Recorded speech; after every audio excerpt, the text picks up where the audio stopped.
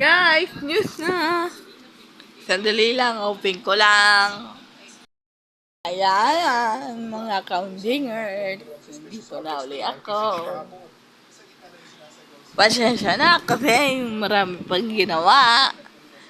Yan, news na. Makikita nyo ngayon, mga kaundingers, yung kay Duterte.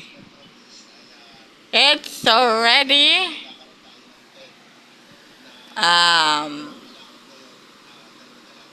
5:36 na. So, hindi ako nakag-snack ngayon kasi diet ako. Di ba? Diet ako, di ba? Halata pa mga kaundingers.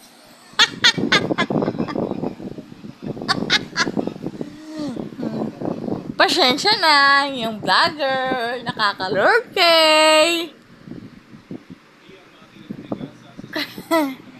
Ah! Yan.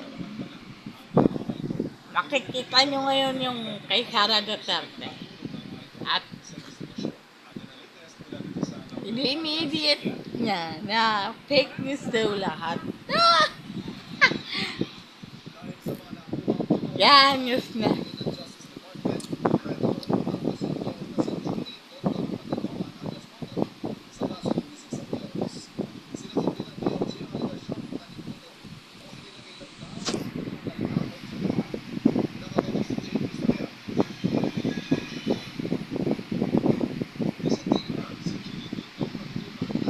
Guys, ano yung whistleblower?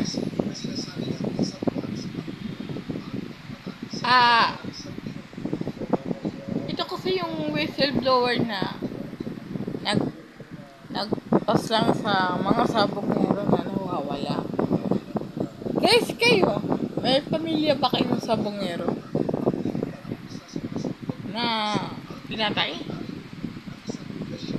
Baka ito na ang sagot.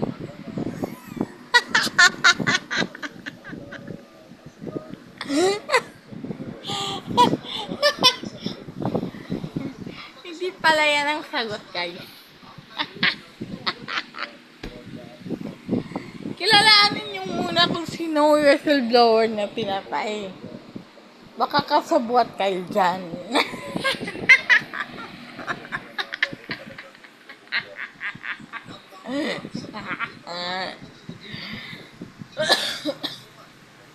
Yeah!